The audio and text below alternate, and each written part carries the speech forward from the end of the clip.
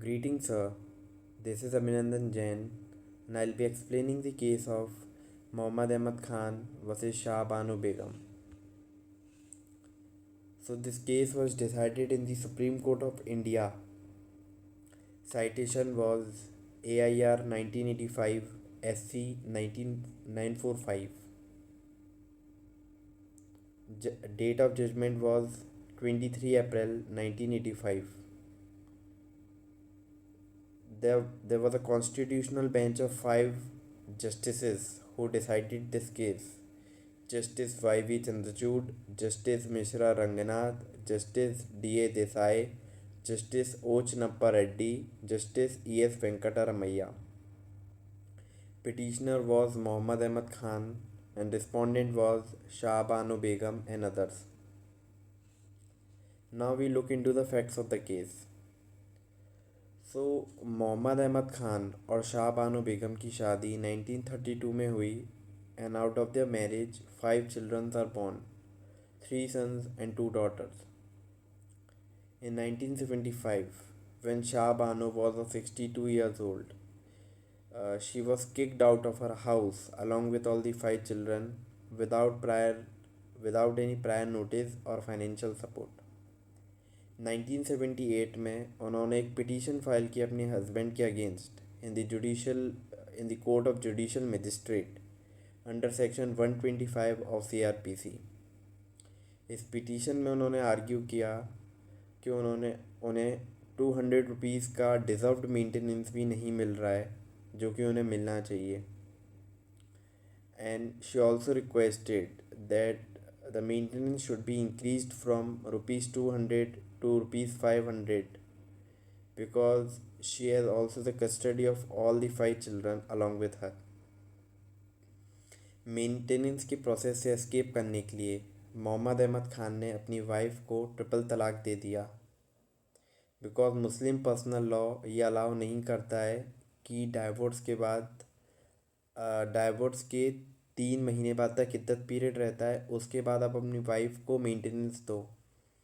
इसी से बचने के लिए उसने अपनी वाइफ को डाइवोर्स दे दिया क्योंकि अभी तक जब तक उसने डाइवोर्स नहीं दिया था तब तक वो अपनी वाइफ को ऑलरेडी मेंटेनेंस दे रहा था 2 साल से, और उसने डाबर अमाउंट भी दिया था ₹3000 का ड्यूरिंग द इद्दत पीरियड. अब इसी से बचने के लिए उसने डाइवोर्स दे दिया अपनी वाइफ को. 1979 में मजिस्ट्रेट ने डायरेक्ट किया मोहम्मद अहमद खान को कि उसे अपनी वाइफ को ₹25 पर मंथ देने पड़ेंगे एज अ मेंटेनेंस. जब शाह बानो बेगम ने हाई कोर्ट के अंदर रिविजनल एप्लीकेशन लगाई तो कोर्ट ने ₹25 ईच मंथ का जो अमाउंट है बढ़ा के ₹179 पर मंथ कर दिया. अब इसी डिसीजन से एग्रीव्ड होते हुए, आग बबूला होते हुए, मोहम्मद अहमद खान ने सुप्रीम कोर्ट के अंदर स्पेशल लीव पिटीशन लगाई. अब इस केस के 4 इश्यूज हैं. पहला इशू, सेक्शन 125 क्लॉज 1 के अंदर जो वाइफ वर्ड यूज़ हुआ है, क्या उसकी डेफिनेशन में डाइवोर्स्ड मुस्लिम वुमेन आती है? इशू 2, क्या सेक्शन 125 है जो CRPC का, वो ओवरराइड कर सकता है मुस्लिम पर्सनल लॉ को?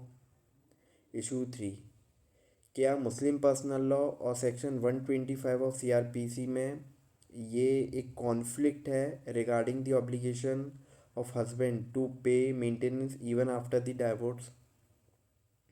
इशू 4, क्या पेमेंट ऑफ मेहर और Dawar can excuse the husband's obligation to pay maintenance under section 127 clause 3 subclause B of the CRPC.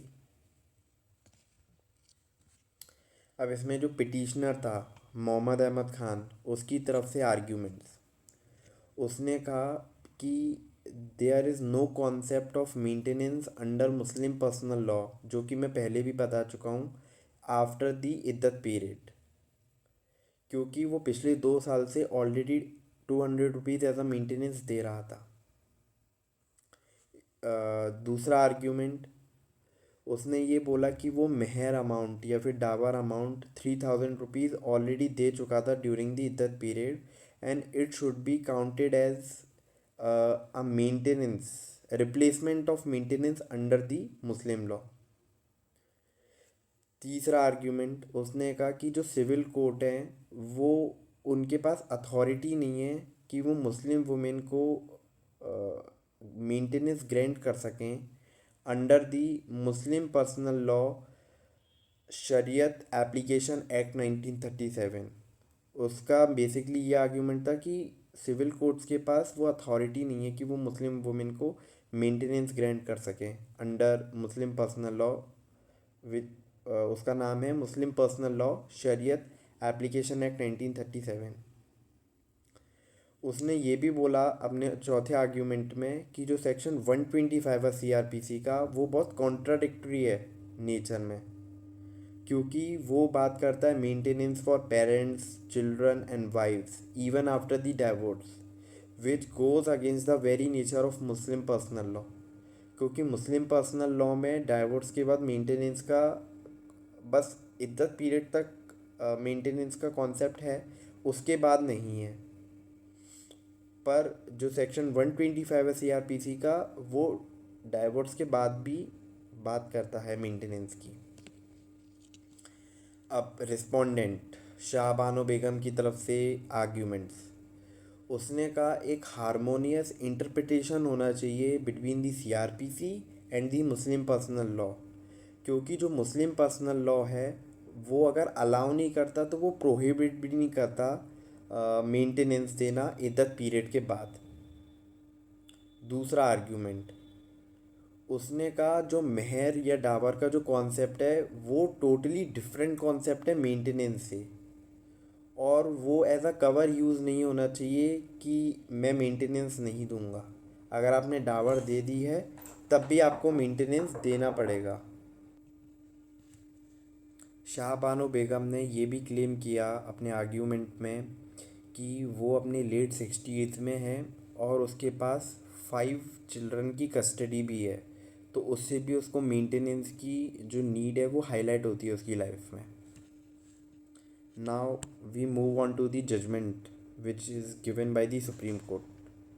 Supreme Court ने रिस्पोंडेंट के फेवर में जजमेंट दिया, और जो पिटीशन थी by the petitioner Mohammad Ahmad Khan, उसको डिसमिस कर दिया। उसने कहा जो सेक्शन 125 है सीआरपीसी का, वो ओवरराइड करता है मुस्लिम पर्सनल लॉ को, क्योंकि वो एक सेक्युलर लॉ है और सारे सिटीजन्स पे लगता है independent of their religion. Supreme Court ने ये भी कहा कि there is no concept of maintenance after the इद्दत period in the Muslim personal law. पर अगर कोई wife, if she is unable to maintain और support herself financially, it is obligation of the Muslim husband to maintain her even after the iddat period। Court ने ये भी बोला कि मुस्लिम personal law में ये जो रूल है it was against the humanity.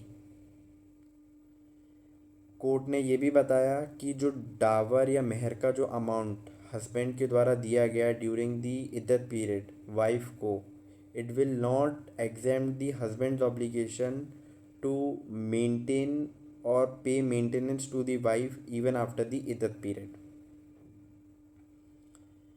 Husband की लीगल लाइबिलिटी तब तक रहेगी अपनी वाइफ के लिए इवन आफ्टर द डाइवोर्स, जब तक वाइफ खुद फाइनेंशियली इंडिपेंडेंट नहीं हो जाती, अपने आप को मेंटेन करने के लिए अपने आप को चलाने के लिए सक्षम नहीं हो जाती।